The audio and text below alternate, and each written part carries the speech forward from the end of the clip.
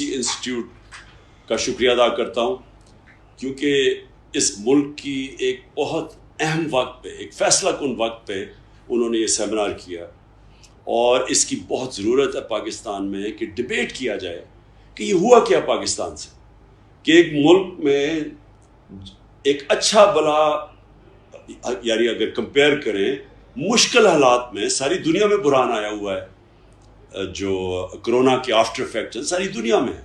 उसके बाद जो कमोडिटी सुपर साइकिल सारी दुनिया में आया, एनर्जी प्राइसेस ऊपर चले गए, फिर एक्सेंचुएट हो गया यूक्रेन की और रशिया की जंग से। तो इसमें एक गवर्नमेंट जो मुल्क को सही माने में नेविगेट कर रही थी और वो सारी चीज़ कंफर्म होती है इकोनॉमिक सर्वे ऑफ पाकिस्तान में। गवर्नमेंट की अपनी सर्वे के मुताबिक सारे पॉजिटिव इंडिकेटर्स थे पाकिस्तान की इकोनॉमी के। हमारी सबसे बड़ी ज़राअत वो सही जा रही थी, हमारी जो लार्ज स्केल मैन्युफैक्चरिंग है उसकी बड़ी देर के बाद इतनी रोबस्ट ग्रोथ थी, हमारी जो ग्रोथ रेट थी वो 6% पे थी, 2 कंसेक्टिव साल में 5.6 और 6% ग्रोथ रेट, ये सिर्फ 17 साल के बाद पाकिस्तान में हुआ। यानी इन चैलेंजेस के बावजूद पाकिस्तान एक सही रास्ते पे जा रहा था, इसकी सर्विसेज ग्रो कर रही थी, सारे टारगेट्स जो सेट किए हुए थे उनसे आगे बढ़ के जा रहे थे। रिकॉर्ड टैक्स कलेक्शन थी, रिकॉर्ड एक्सपोर्ट्स थी, रिकॉर्ड रेमिटेंसेस थी, यानी record number of dollars Pakistan में आ रहे थे। ये क़यामत आई थी कि एकदम एक गवर्नमेंट को बाहर की साजिश के तहत हटाया जाता है और मुल्क का सारा, यानी जो मुल्क की मैशत है वो भी नीचे है और कीमतें आसमानों पे। हमें ये कहा गया था कि महंगाई की वजह से जनाब ये हुकूमत बड़ी नाहिल है और हमें बताया गया था कि ये मुल्क को आज़ाद करना अवाम को महंगाई से, और इन्हीं लोगों ने वो महंगाई की है अब ये 2 महीने में जो शायद पाकिस्तान की तारीख में 2 महीने में इतनी महंगाई नहीं हुई। जो हमने 3.5 साल में महंगाई नहीं की वो इन्होंने 2 महीने में कर दी। तो कौन सी इतनी क़यामत आई? पॉइंट, सबसे बड़ा पॉइंट ये है कि ये साजिश जो की गई, ये बाहर एक अमेरिका की रजीम चेंज के और कभी बाहर से रजीम चेंज कामयाब नहीं होती जब तक मुल्क के अंदर मीर जाफर और मीर सादिक ना बैठे हो। उनके साथ मिलके इन्होंने एक गवर्नमेंट गिराई। अब ये कौन जिम्मेदार है इसका कि जिस तरह की कीमत ये कौम अदा कर रही है, अवाम क्या अदा कर रही है कीमत महंगाई के जरिए, हमारी मैशत का क्या हाल है, और फिर लोड शेडिंग, बिजली किधर गायब हो गई कि हम भी IMF के प्रोग्राम में थे, 2.5 साल हम IMF के प्रोग्राम में थे, तो तब क्यों नहीं ऐसी महंगाई आई? ये सब IMF पे डाल रहे हैं ना, तो हम और हमारे पे डाल रहे हैं। 2.5 साल तो हम भी IMF प्रोग्राम में थे, तब क्यों नहीं ये महंगाई आई? तब क्यों नहीं इतने बुरे हालात थे? तब क्यों नहीं इकोनॉमी स्क्वीज हुई? क्या आते साथ ही 2 महीने के अंदर कौन सी क़यामत आ गई कि सारा कुछ ही, महंगाई भी बढ़ गई, बेरोजगारी भी बढ़ गई, एक्सपोर्ट्स भी गिर रही है नीचे, जो बड़ी मुश्किलों से रिकॉर्ड पे पहुंची थी। अब टैक्स कलेक्शन भी नीचे, अभी ठीक है, लेकिन जब इंडस्ट्री नीचे जा रही है, जब हमारी एक्सपोर्ट्स नीचे जा रही है, तो टैक्स कलेक्शन भी नीचे आ जाएगी आगे जाके।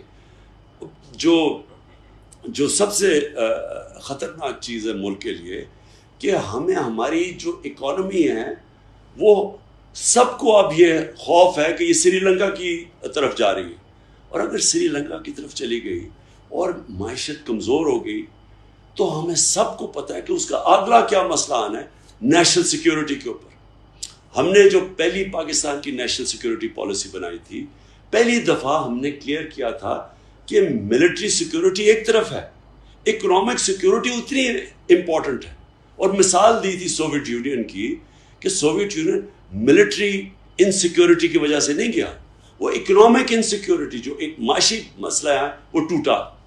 तो हम पहले से भी, हमारी तरह के लोग ये कह रहे थे कि जो रजीम चेंज है, क्या जो अमेरिका ने हमारे ऊपर ये मुसल्लत किए हैं पाकिस्तान के बड़े बड़े डाकू, और ये याद रखें कि ये कभी नहीं हुआ कि 1100 अरब रुपया NRO 2 के अंदर इनके माफ़ किए गए, यानी रूल ऑफ लॉ की धज्जियां उड़ा दी गई हैं कि ताकतवर के लिए एक कानून और कमज़ोर के लिए दूसरा, छोटे चोर जेल में और बड़े डाकू बन गए वज़ीर आज़म और चीफ मिनिस्टर्स। तो ये जो रजीम चेंज है, ये अमेरिका ने हमारे भले के लिए नहीं की, वो रजीम चेंज करते हैं اپنی فورن پالیسی آبجیکٹیوز بیٹ کرنے کے لیے. وہ چاہتے ہیں کہ پاکستان میں بیسز بھی ہو جائیں, ہمیں پھر سے استعمال کریں. وار اور ٹیرر میں جو ہم نے ان کا ساتھ دیا, جو اتنا بڑا نقصان پاکستان نے اٹھایا, وہ کبھی ہمارا شکریہ ادا نہیں کیا, کیونکہ ہم خود ہی ٹیشو پیپر کی طرح اپنے آپ کو استعمال کرنے کے لیے تیار ہوتے ہیں. لیکن اس باری وہ پھر سے چاہ رہے ہیں کہ پاکستان کو یہاں بیسز بھی ہو, یا وہ یہ چاہ رہے ہیں کہ ہم ان کی فورن پالیسی یعنی روس سے, مسئلہ آپ کا روس کے ساتھ ہے لیکن ہم اس کی قیمت ادا کریں کہ نہیں ہم سستا تیل نہیں بکواس. ہندوستان کر سکتا ہے, ہم نہیں کر سکتے غلام. وہ اپنے لیے استعمال کرنا چاہتے ہیں. کیا ہمارے ملک کے اندر لوگوں کو خوف نہیں ہے کہ کیا انہوں نے اس ملک میں رہنا ہے؟ کیا جن لوگوں کے پاس اختیارات ہیں, جو نیوٹرلز ہیں ہمارے, جو کہتے ہیں کہ جی ہم اب پیچھے ہٹ کے نیوٹرل ہو گئے, کیا یہ ان کا پاکستان نہیں ہے؟ کیا اگر یہ معیشت نیچے جائے گی تو کیا ان کو نقصان نہیں ہوگا؟ جو لوگ جن کا جینا مرنا پاکستان میں ہے,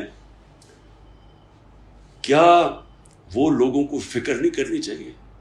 اور سب سے بڑی بات یہ کہ جن لوگوں کو ہم نے مسلط کیا ہے, کیا ان کا انٹرسٹ ہے پاکستان میں؟ کتنا ان کا انٹرسٹ ہے پاکستان میں؟ اگر ان کا انٹرسٹ پاکستان میں ہوتا تو وہ ہر وقت جب بھی ان کے اوپر کوئی کرپشن کیس ہو تو باہر نہ بھاگ جاتے. ہر وقت باہر بھاگتے ہیں, NRO لے کے واپس آ جاتے ہیں, پھر جب کرپشن کیس پھر باہر بھاگ جاتے ہیں. اب یہ پھر واپس آنے کی سوچ رہے ہیں صرف اس لیے کہ انہوں نے اپنے آپ کو NRO دلوا دیا. کیا یہ ہے پاکستان کا انٹرسٹ؟ اور اگر ہم یہ سمجھ رہے ہیں کہ ہمارا انٹرسٹ ان چوروں کے ساتھ ہے تو اس کا کوئی مستقبل نہیں ہے. میں اس لیے آخر میں یہ بات کرنا چاہتا ہوں کہ دیکھیں, یہ جو رجیم چینج ہے, یہ عمران خان کو کوئی میرا نفع نقصان کیا ہے, لیکن پاکستان کو بہت نقصان ہے اس کا. اور جو باہر کی جنہوں نے کیا ہے وہ اپنے لیے استعمال کریں گے ہمیں, اور جنہوں نے اندر صرف اور صرف ایک وجہ سے اس سازش کے اندر شرکت کی تھی کہ ان کے کرپشن کیس ختم ہو جائیں, وہ اپنے لیے ہمیں ملک کو استعمال کر رہے ہیں. نقصان پاکستان کا, نقصان ہمارے آنے والی نسلوں کا ہے, نقصان آج پاکستان کی ساورنٹی کا ہے. یہ ایک ملک بنا تھا بڑا, ایک ہندوستان کے مسلمانوں نے پاکستان کے لیے ووٹ دی تھی, جنہوں نے پاکستان نہیں بھی آنا تھا, صرف ایک وجہ سے کہ وہ آزاد ملک دیکھنا چاہتے تھے. لا الہ الا اللہ, کوئی نہیں ہے خدا سوائے اللہ کے, کسی اور کے سامنے ہم نہیں جھکتے, اس نعرے پہ بنا تھا. آج ہمیں غلام بھی بنایا جا رہا ہے, اور آج ان لوگوں کو اوپر بٹھایا جا رہا ہے کہ اگر ان لوگوں 30 سال سے 2 خاندان اس ملک کو لوٹ رہے ہیں, آج واپس ان کو بٹھایا جا رہا ہے. یہ ہمارے ملک کے لیے نہیں بٹھایا جا رہا, یہ ان کے لیے بٹھایا جا رہا ہے جن لوگوں کا کوئی وفاداری پاکستان سے نہیں ہے. تو میں اس لیے اپنی ساری قوم کو آج اس سیمینار کے تھرو میسج دینا چاہتا ہوں کہ ہم وہ کبھی اللہ اس قوم کی حالت نہیں بدلتا. اللہ قرآن میں کہتا ہے جب تک وہ قوم خود اپنی حالت بدلنے کی کوشش نہ کرے. ہم نے اگر اسی طرح چلنا ہے اور ہم نے چپ کر کے تماشا دیکھنا ہے کہ یہ چور واپس جاتے ہیں, پھر واپس آ جاتے ہیں NRO لے کے, اور باہر سے ہمیں کنٹرول کیا جاتا ہے, اس لیے پاکستان نہیں بنا تھا. اور اگر یہی ہوگا تو مجھے افسوس سے کہنا پڑتا ہے ہمارے ملک کا کوئی مستقبل نہیں ہے.